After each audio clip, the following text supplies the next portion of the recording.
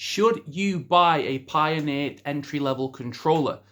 It's obviously a massive thing when you come to buy your first piece of DJ equipment and you don't know which one to get. Do you go really cheap? Do you go mid-range? Do you go Numark? Do you go Pioneer? Do you go Denon? Who do you pick? What do you pick? Today I'm going to be discussing that in detail. If you're interested, stick around for the rest of the video.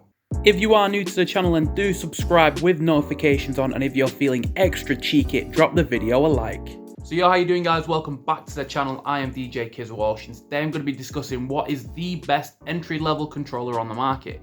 Now, this video is mainly centered around Pioneer, and that's because I believe that Pioneer have the best entry-level equipment going. I quickly realized when I've been creating video content now for over a couple of years that although there are some other good entry-level equipment out there, like the Roland 202, like the Denon entry-level controller is pretty decent. You've also got other brands like Numark that have some relatively okay gear. They don't compare to Pioneer's entry-level equipment. Now that's because Pioneer, first of all, have enough money to the point where they can invest a lot into, creating a really good piece of equipment for cheap. Other brands obviously don't have as much money, they don't create as much revenue, so they can't put as much money. They need to make more profit on the pieces of equipment they make, so they need to strip them back a little bit more. Where Pioneer, of course, they can control their profit margins a little bit more. They can have, more features on the entry-level controls and still make a good amount of money because they're going to sell more units. So I've owned a piece of Pioneer equipment now for 3 years, and I've never made a review on this piece of equipment. I just obviously just used it. I felt like it was a good point to make a video about why I think that the Pioneer entry-level equipment is very, very good. So first of all, this is a Pioneer DDJ-RB. This is no longer like the kind of main system that Pioneer sell as an entry-level controller. At one point, this was the flagship entry-level controller. This was the one to buy if you was going into Pioneer and you wanted to use Pioneer software Rekordbox. This was the controller you went for. Since then, they've released the DDJ-400, which is kind of taken over this. I don't even know if they sell this brand new anymore, but I would definitely recommend you get the 400 anyway. If someone was to ask me, should I get an RB? I'd say no, get a 400, 100%. So realistically, this video is going to be me breaking down exactly why Pioneer's entry-level equipment is so good. Now, when I first came into DJing, of course, I'd used a couple of DJing equipment before, mainly just in shops, and one of my friends was a DJ, so I had a little go on his equipment. So when I was approaching, buying my first piece of equipment, I didn't exactly know what to get. Of course, Pioneer as the biggest, name in the industry, so you kind of just rely on the fact that, well, if it isn't broken, if so many people use it, it can't be bad. And of course, there is some truth behind that. However, of course, you never just want to jump in, buy an expensive piece of equipment and end up getting the wrong one. So you've got to do some research. You've got to find out which one's the best for you, which one's the best value, and which one long-term is going to make the most sense.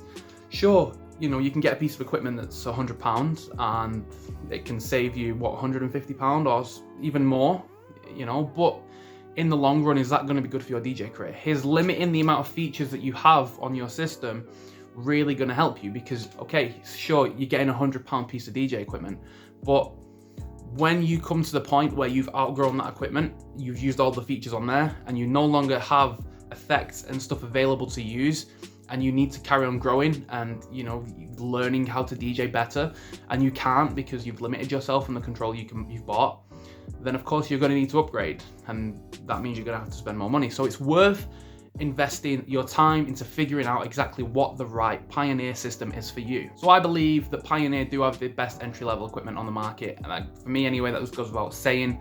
The fact that you get a full copy of Recordbox with the DDJ-400 and of course with the RB is just incredible. The value there is so high because you're not only getting a very good piece of DJ equipment that is worth the money you're spending, but it's almost like you're getting the software for free. And software, as we know, Photoshop, editing software, they're expensive to buy, especially professional use software. And Recordbox is a software that is intended for professional use. I've used it to make 70 mixes on just this channel alone. It's used every night to perform in clubs all over the world. It's a very strong, powerful piece of software, and it comes in the box for free when you buy a Pioneer entry-level controller. That is something that is just incredible value. You are also getting one of the best controllers you can get at that price point.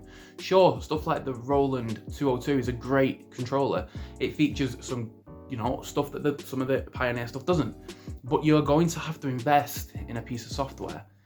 And then once you kind of factor that in, it then balances out where the Pioneer actually is just way better value. So stuff like the SB3, the 400 and the 200 are the best pieces of kit you can get on the market. And to put this video into a one-word sentence, you know, should you buy a Pioneer entry-level controller? Absolutely.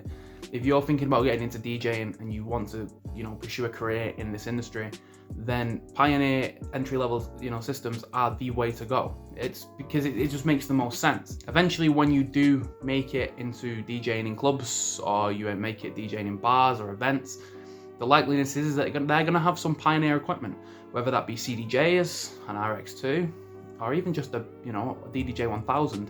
The likeliness is that they are going to have Pioneer equipment because that is the industry standard.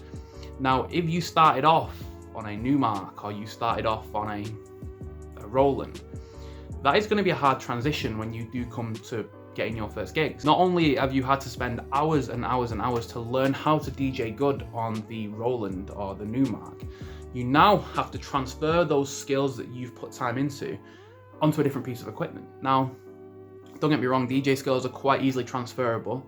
You know, once you can DJ well on one piece of equipment, you can usually DJ relatively well on other pieces of equipment too. But it's worth bearing in mind that there will be a learning gap there. You know, there will be time where you have to spend learning how to use a new piece of equipment, because the features and the effects and stuff that you're used to using in your mix on your home piece of kit will not be in the same places on that new gear in the clubs and in the bars.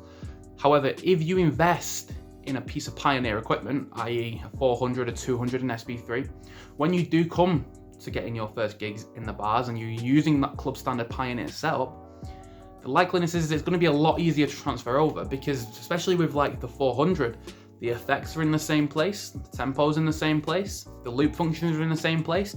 It's almost like they've just, you know, buffed it up. They've injected some steroids into the 400 and then they've made this massive kit. And of course, that is so much easier than transferring from like a Roland or a Numark into the club, when you can just, you know, learn on the Pioneer and then transfer it easily. It just makes more sense. And a lot of DJs that you see in clubs, resident DJs, they'll usually have a piece of Pioneer equipment at home. You know, I'd actually go as far as saying 95% of DJs that are resident DJs probably have an SB3, you know, 400 and 800 or 1000. They probably have a Pioneer piece of equipment at home because it makes sense for them. They want to be as good as possible on the equipment that they use in their professional surroundings. So if that is the CDJs, then they want to go home and they want to practice on CDJs. Now, CDJs are expensive. So what's the next best thing? Well, luckily for them, Pioneer have released a, you know, controller that is a lot cheaper and features almost all the same features as the club standard setup.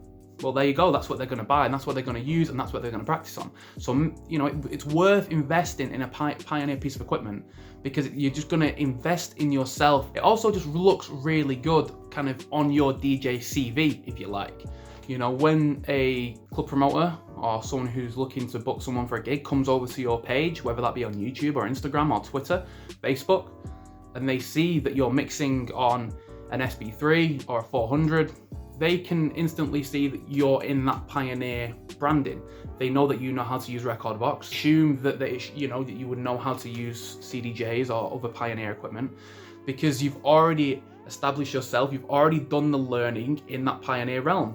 Where if you, let's say, started off on a Roland 202 or a Numark on Serato, and then you go into the clubs and they've got a 1000 with Recordbox, that is going to be a hard transition there. So the likeliness is that club promoters, people looking to book gigs, will obviously have Pioneer equipment. So if they come over to your page, they want to see Pioneer equipment, they want to see you using Recordbox, they want to see you ready to be booked. And the most attractable thing is to be in that Pioneer industry, to be in that Pioneer realm, because then you're just making yourself easier to book. So there you go. There are my reasons why I think that you should buy a Pioneer entry-level controller, whether that be the DDJ-200 that you can practice on phone that now is compatible with Recordbox, or whether that be the 400 or SB3 that are compatible with Serato and Recordbox respectively. Whatever it is, I definitely believe that the Pioneer entry-level controller is for you and is probably what you should invest in.